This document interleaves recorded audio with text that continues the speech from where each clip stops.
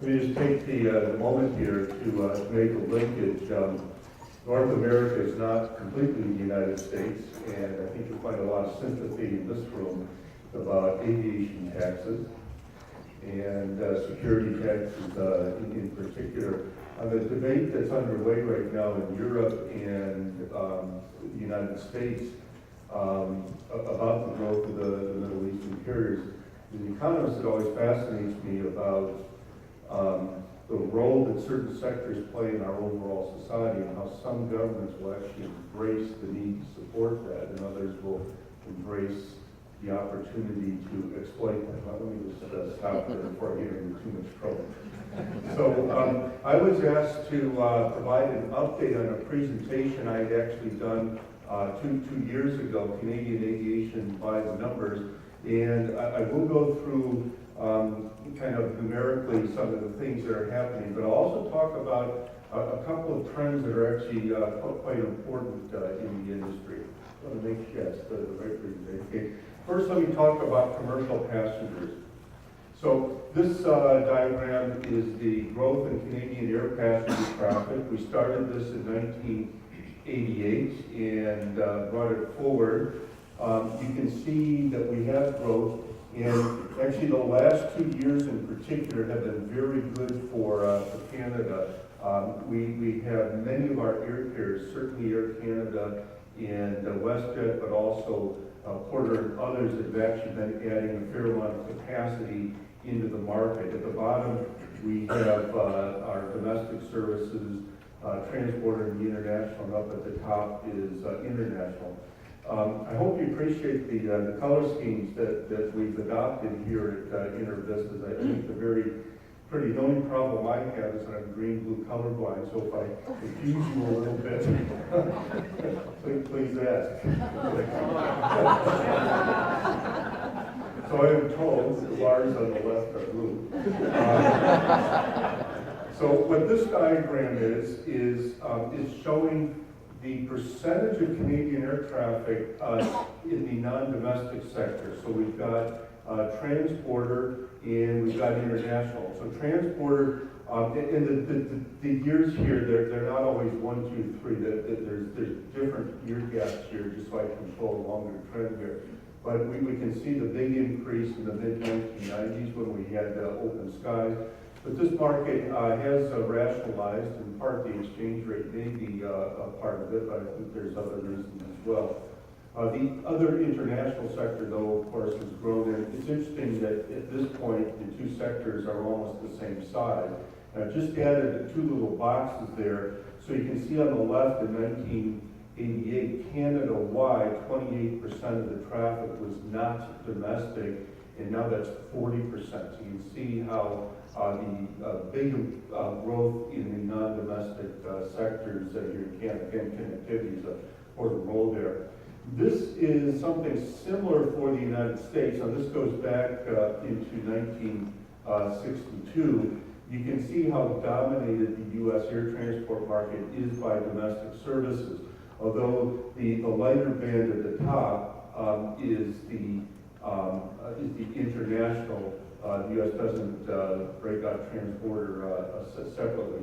You can see that that's grown dramatically, but it is still very small relative to the total market. The U.S. air market is really about domestic air services. Now this diagram, the bars are the U.S. and the line is Canada. And you can see how in the last few years we've really had a change here in Canada where our growth rates in air transport, which had lagged for quite a few years, especially after the merger in the year 2000, we're now actually seeing some capacity growth. Again, WestJet, for example, launching Encore and taking new aircraft, the emergence of Porter, and Air Canada also making some fairly important investments in capacity. Now, this is one of the drivers. This is airfares. This is airfares before taxes. And you can see that, in fact, fares have fallen somewhat. This is not adjusting for inflation. The next slide we adjust for inflation, and here you can see a decline. fairly continuous decline in airfares. Again, this is before taxes, but even with taxes, we're probably roughly flat, where the airfares have declined, governments have chosen to take away. But the constancy of fares, I think, has been very important in driving growth in this market. Now I want to move away from passengers to talk about what's really important for airports, which is movements.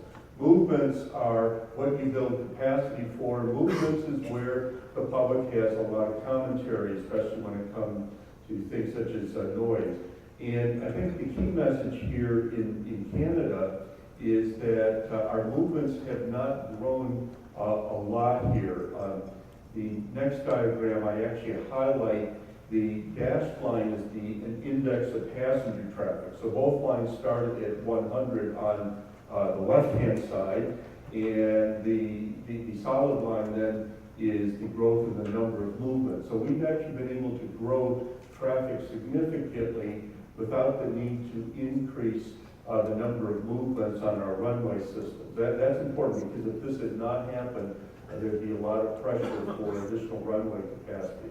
Now this is one airport in particular, Vancouver, starting at 99, and I brought this because recently the CEO of Vancouver, Craig Richmond, was talking at the city council in Richmond, the suburb that the airport's actually located in, and there's some complaints about the growing air traffic, and Craig was actually able to point out that yes, our passenger traffic has grown, but we actually have fewer movements now than we did back in 1999, and that's a really important message in our industry. Now, why have we been able to do that? This diagram shows the average number of passengers per aircraft. So you can see that the passengers per aircraft has been increasing. This is data that's a little more detailed coming out of the United States. There's a vertical dotted line, and this is actually showing on the left-hand side historical average aircraft size in terms of seats per aircraft. And right of this other forecast, the FAA just released the U.S. National forecast. We don't have a Canadian national forecast any longer. But here you can actually see that on the domestic side in particular, the FAA is forecasting there'll be a continual increase in the average aircraft size. Now, a lot of this, and I'll comment this a little more detail in a moment, is we're seeing the reduction of the number of 35 and 55 seat flights in turboprop and to some extent regional jets, and they're going to be replaced with somewhat larger aircraft. So a lot of the growth is average aircraft size is actually going down in the regional part of the market. US is not forecasting a large growth in the average aircraft size on the international side. Aircraft like the A380 are unlikely to play any kind of significant role in the US market. So the average aircraft size is expected to grow in the domestic market. Now this is flight frequency in Canada here for the domestic market. Down at the bottom are the turboprops. Then there's a red bar, which is the number of flights operated in regional jets. Then we have narrow-body aircraft and wide-body. The wide-body is a very thin sliver at the top. We don't have much wide-body service left in the domestic market. Now, the top of the bars is kind of an index, adding up of the turboprop and regional jets. So when it comes to actual number of flights, we have, if we go back to 2004, we have 67% with turboprop and regional jets, and that has grown to 72%. Interestingly, it's actually less than what it was back in 98 before the merger. Now, if we change the measure to the number of seats, we actually see those two bottom bars drop down. So while they dominate, the regional jets and the turboprop aircraft dominate in terms of the total number of flights in Canada, in terms of seats, they're much smaller. The narrow bodies are are there. And those little bits of wide-bodied aircraft that we do have. Last night I flew from Toronto here to Vancouver. It was on the 777 coming in from Hong Kong. It comes across Vancouver and then goes on to Sydney. Because those aircraft are large, they actually start to show up in this spot. And so now you can see at the very top that the numbers that the turboprops are about, in regional jets are 45% of seats, whereas on the previous slide, there's 72% of the total number of flights in Canada. So we have increasing number of turboprop seats taking place. Now, another reason why we have not had to grow movement so much is because of load factors. Actually, I was thinking about this the other day, and when I started the aviation industry, it was actually the early 1970s. And in the 1970s in North America, I think it was in 73 and 74, the average load factor was 49%. Over half of the seats flown before deregulation were actually empty seats. Environmental waste, but it was a lot more fun flying with the always empty seats.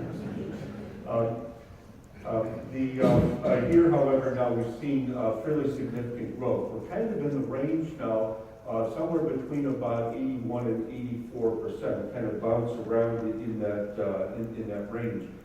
Now this is, again, the U.S. data, but I'm bringing in the recent forecast.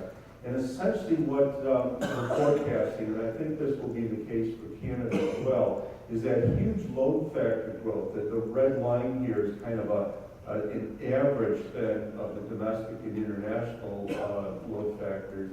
We're probably at the end of any further load factor growth. It is unlikely we're going to see average load factors go beyond 85%. To do that, you have to have a very large share of flights where every single seat is full.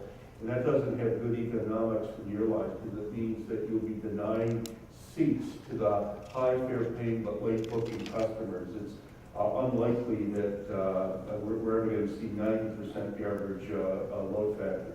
Interestingly, if you go even further back in World War II, we never saw 90% load factors. There's a time when it was perceived that every single seat that was available commercially was being used. In fact, the load factors didn't get above 90% there. So we're likely nearing the limit of load factor growth now. So if we're going to continue to hold the line on movements, it's going to have to come from increasing aircraft size. Now let me turn very briefly to general aviation. This is Canadian data on total GA and non-commercial aircraft movements here. And you can see that that is down. The index on the left is in millions, so you see we used to be at about 2.4 million itinerant. I'm not counting local movements, only itinerant movements. We're now coming down to that range of about 1.7 million. But this, again, this is U.S. data, but this actually breaks it up to show that there's two different trends going on. The lighter bars, which start at the top, this is GA movements in piston aircraft. The darker bars building up from the bottom are turbine aircraft. Again, there's a dotted line, and everything to the right of the dotted line is a forecast. Here's a simple way to think about what's happening. At the end of World War II, the military trained a large number of pilots who then went on to do other things in their lives, but they still wanted to fly. So many of them acquired or built a piston aircraft. Same thing after the Korean War. But since then, we haven't had quite that same large number of people who are trained to government expense to fly, who then made flying part of their everyday lives. And as these pilots retire and go on to alternate dimensions, we're actually seeing a decline in piston aircraft. There's some commercial use of piston aircraft. The piston aircraft use has got a much higher proportion of recreational flying. With the darker bars are the turbine aircraft. They tend not to be used very often for recreational purposes. They're largely dominated by business use of these aircraft. And essentially what we're going to see is the GA component will continue to decline somewhat, and then it will flatten out, because there are still people who enjoy flying. They will still be with us. We're probably going to see a flattening of the recent decline in GA piston traffic, but we'll continue to see increasing growth in turbine traffic. So overall, probably not in the next 10 years, but in the second 10 years, we're likely going to see an increase in movements by general aviation, and that will be dominated by turbine aircraft. This is my famous slide from 2 years ago about air cargo and what the trends are in Canada. There is no accurate data in Canada, and there's nothing really to say. We can look at some individual airports where they get their own site statistics, but the national statistics exclude the most important parts of air cargo, which is all the air cargo that moves for the courier companies, does not get reported to Stat Canada because that moves on charters, and charters aren't reported. Interestingly to me, if you actually look at the official figures, Stat Canada says there's almost no air cargo at Hamilton Airport, which is fascinating. Okay, a few other statistics. This is the growth in the number of employees in Canada. So we now have about 50,000 employees. That had come down, of course, in part because of the merger, but we've actually seen a lot of that employment base has now been restored. These are the number of aircraft deliveries. These, I mean, to start out with Boeing and Airbus. And if we go back to 2003, actually, the deliveries were a lot lower. We had each of them delivering in the range of 300 aircraft per year for a total of 600 aircraft. But in 2014, between the two of them, we had 1,400 aircraft delivered. And both of them are ramping up their overall production rates, especially with the all-important A320 737 series. The A330s are coming down somewhat. 777 will likely come down for a few years and go up. We'll see what happens with the A380s. But this has been a tremendous growth in the production of aircraft and the introduction of that capacity into the global market. And these are the regional jets, Bombardier and Embraer. And you can see here it's a different story, and that's why I think we're going to see these increases in average aircraft size. This goes back to Airbus, Boeing. We've also added in Embraer. We couldn't get the forward-looking data from Bombardier. But this is actually, these are aircraft that are scheduled for production and delivery by year. And you can see that in 2015, we're looking at somewhat over 1,400 aircraft that are going to be delivered. Now, it seems to fall off on the right-hand side, but that's because a lot of the aircraft that will be produced and delivered have not yet been ordered. In fact, each of the bars, even 2016 and 2017, the final numbers will actually be higher because we will see orders this year for aircraft that will be delivered in 2016 and 2017 there. Now, this is a really important point. This is the regional aircraft and the phase out of the small aircraft. So the 33 to 55 seat turboprops are aging. The Bombardier Dash 8-100-200 series, 35 seats, are 26 years old on average. The Dash 300, the 55-seat aircraft, they're now 18 years old on average. The ATR 42 is 20 years old. The same thing on the regional jet side. They're not quite as old, but the CRJ200 fleet now has got an average age of 15 years. The ERJs are right behind them. The economics of particularly the 50-seat regional jet aircraft are really problematic with high fuel prices. Now, fuel prices have come down, but at the moment, United, for example, its plan is to completely eliminate the 50-seat regional jet from its fleet by the end of this summer. And they're still going to do that, even though fuel prices have come down and improved temporarily the economics of these aircraft. So within the next 3 to 10 years, many of the turboprop aircraft that are serving our markets are going to reach their maximum cycle. The cost of rebuilding has a marginal economic benefit. Bombardier has no 35 to 55 seat commercial aircraft in production, nor is the 55 seat RJ in production. ATR does have the ATR 42 in production, but there's very few orders there. They largely seem to be just filling out the end of some fleet developments for a few carriers. So for the carriers, what are the solutions to this? Well, one is phase these aircraft out of the fleet.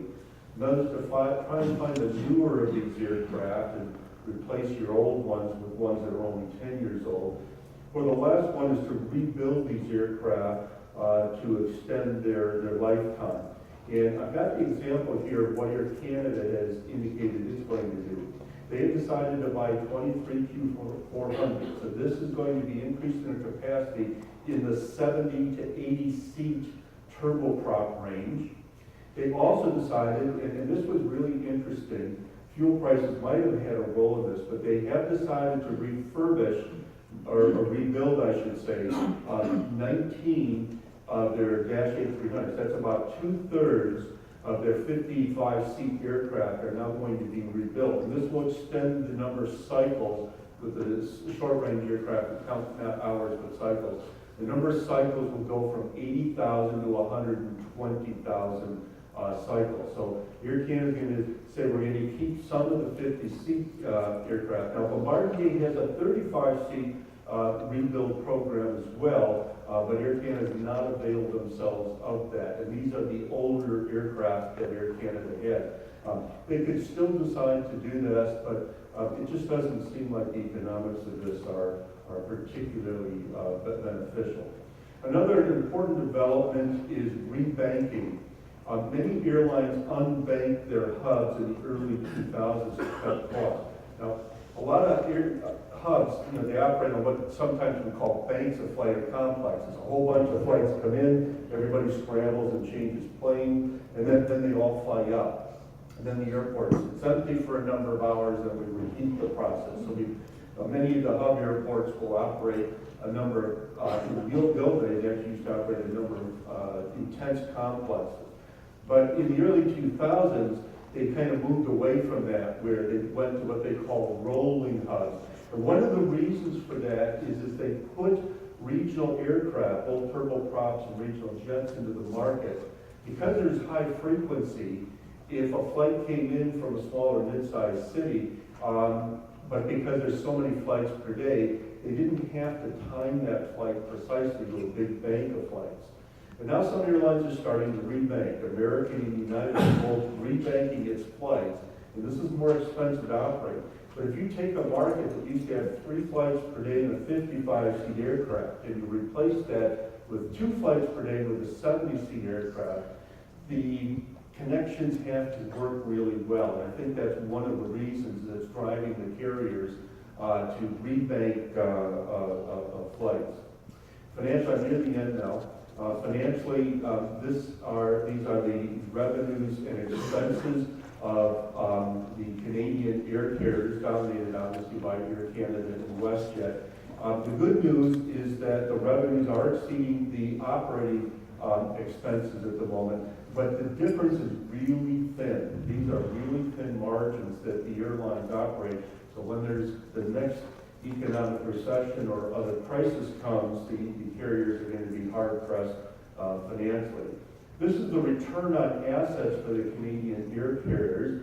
Again, the good news is we've been in the positive territory, but the bad news is these are really, really small margins, just a couple percent. Put this in context.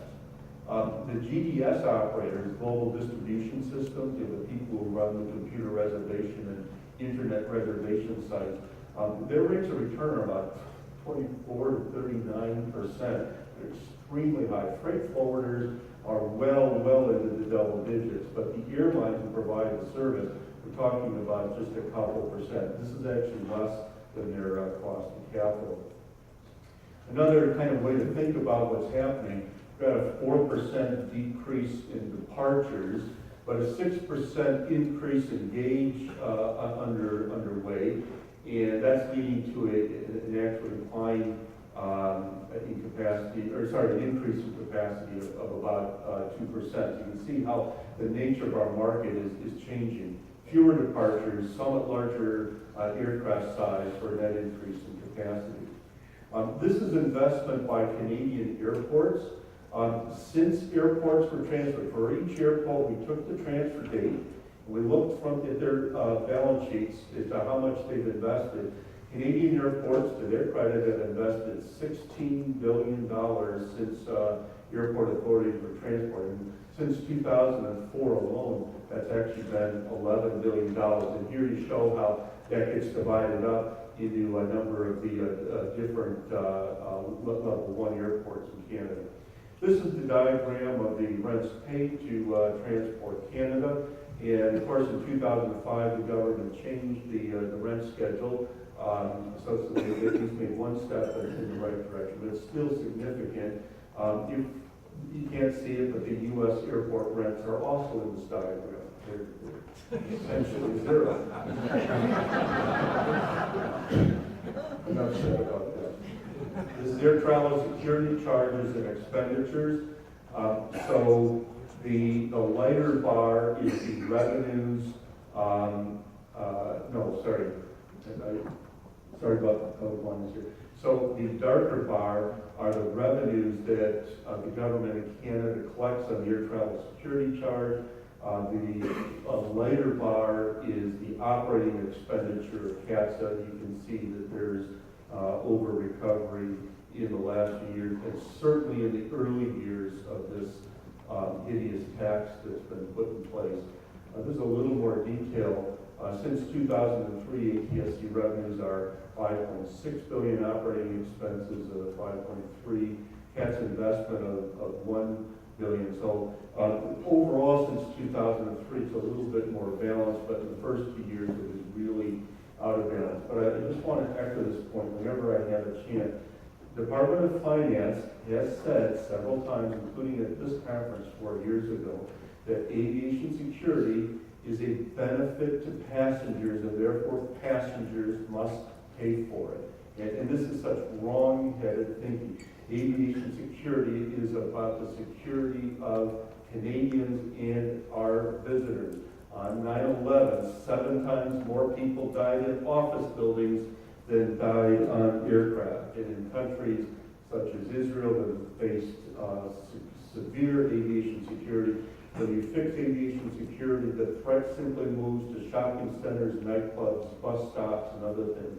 This has nothing to do with benefits to passengers. This is national security, and it should be funded like national security. Last slide is about safety, and in spite of the tragic events of 2 days ago and some tragedies that took place elsewhere in the world in 2014, aviation is just so safe. This is in terms of accidents per 100,000 hours flown, and it just never ceases to amaze me how it's so low, and yet it continues to get lower and lower. This is a really safe industry, and we should be proud of what we achieved. So thank you for the opportunity to speak with you today. These aircraft came into the fleets in the actually it's close to $15 a barrel in the 1980s. The economics of these aircraft were very good. They served us quite well, but I think we're in a different reality. Plus, the manufacturers have invested in improving the efficiency of these aircraft, but at the larger size. So the new engines, we're not seeing a new segment. Well, I guess it'd be a third generation engine, like the geared turbofan that will operate on a 55-seat aircraft. So for smaller communities, I do think you have to worry about this. Your future is one where you're going to have to be able to support a larger aircraft, and that you will get a less frequent service. The good news is you will likely see seat costs fall, however. These aircraft are a lot more efficient, and that may stimulate the market enough that eventually you may get back to the old level of frequency. But some of the smaller communities, if you're not thinking about this, I think you do need to think about the level of frequency you have on a 35-seat aircraft. Those days will not be with us 5 to 10 years from now. I don't always know exactly what's meant by this, because we often look at, say, Allegiant, which largely focuses on leisure destinations. And then we have other ultra-low-cost carriers like Ryanair in Europe that essentially operate enormous networks. When you look at the profitability of airlines, the most profitable airline at the moment in North America is Allegiant. The consistently most profitable airline in Europe has been Ryanair. And clearly that is a model that's successful. I think the question for Canada is, how will that model evolve? Will it be one that evolves where it will be focused on specialized, like leisure routes, or will the airlines attempt to operate a network? A country I always find is interesting as an example for Canada is Australia. So Australia had two full-service network carriers, Ansett and Qantas, and Ansett failed and was liquidated, so you had Qantas. Partly that was caused by the emergence of a low-cost carrier, which was Virgin Blue, now called Virgin Australia. And in Australia now we have the ultra-low-cost carriers come in. Qantas itself created an ultra-low-cost carrier, Jetstar, we see here in Canada, Rouge. And then we had an independent carrier, Tiger came in. Now Tiger wasn't particularly successful, but it really squeezed Virgin Australia in the middle. It's sort of like the skull between the two parts of the vice in some ways. It's curious to see how Virgin was going to respond. The way Virgin has responded is they've been moving themselves up to become more of a network carrier, a lower cost network carrier, but a network carrier with alliances and connections nonetheless. And in the end, they haven't completely bought Tiger Air, but they own enough of it to control Tiger Air. So Tiger Air is the ultra low cost brand now for Virgin Australia that's moving itself to be more of a network carrier. And Qantas, the network carrier, invested itself and created its own ultra low cost carrier. And that may be the way things pan out here in Canada eventually. I think for us it's about getting your governments and your national regulator to really be conscious about the value that the hubs bring to the economy, and then to devise policies and regulations accordingly. I think that's really what we're trying to do, and I must say in a way that there's a lot of debate about the Gulf carriers at the moment, but I mean the Gulf carriers are helping us doing that job in a way, because they put very clearly, they shed the light on the problem we have. The difficulty is how you do this within your own national and policy constraints. So for us at the moment, it's very difficult